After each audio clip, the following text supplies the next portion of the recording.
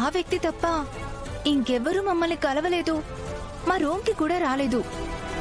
అయితే ఖచ్చితంగా జరిగిన దానంతటికీ వాడే కారణం కూడా అయ్యుంటాడు.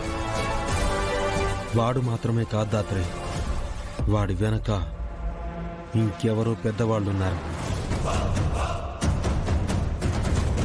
వెంటనే దీని మీద యాక్షన్ తీసుకోవాలి. నాన్న, ఈ పూజ కూడా ఇంత హడావిడిగా పెట్టింది మా దగ్గర సంతకాలు తీసుకోవడానికే కదా.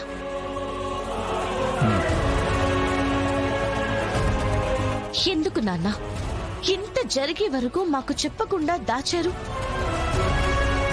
మీరప్పుడే చెప్పుంటే పరిస్థితి అసలు ఇంతవరకు వచ్చేదే కాదు కదా. ఎందుకు చెప్పలేకపోయాను? నేను చెప్పాను కదమ్మా.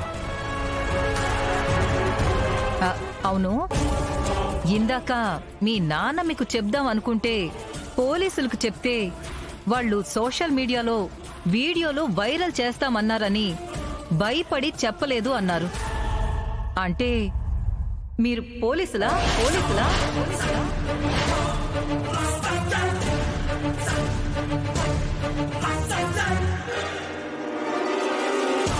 అందుకనే మీ నాన్న మీకు ఇంతవరకు చెప్పలేదా? మీరిద్దరు పోలీసులా? ఏం మాట్లాడుతున్నావు రేఖ?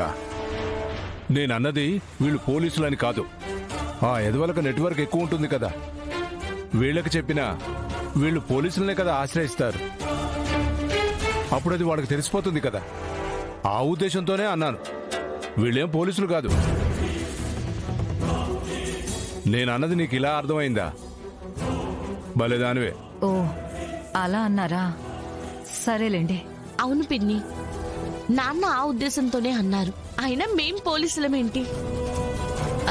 అంటే ఇప్పుడు మేమెళ్ళి పోలీస్ స్టేషన్ లో కేసు పెట్టినా వాళ్ళకి తెలిసిపోతుంది కదా. అందుకే నాన్న మాతో చెప్పలేదని అంటున్నారు. ఇప్పుడు అర్థమైందిలే జగదాత్రి. అవును మావయ్య, వాళ్ళు ఫోన్ చేస్తుంది డబ్బుల కోసమేనా?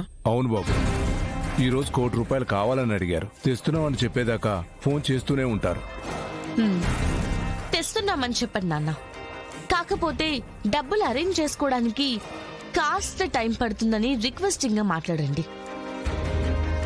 వాళ్ళు మన దగ్గర నుంచి డబ్బులు లాగాలని చూస్తున్నారు కాబట్టి ఖచ్చితంగా టైం ఇస్తారు.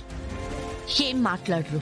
అలాగేనమ్మా, మళ్ళీ చేస్తారు కదా, అప్పుడు అలాగే చెప్తాను. సరే, మేము ఆ రిసార్ట్ కి ఇప్పుడే బయలుదేరుతాం.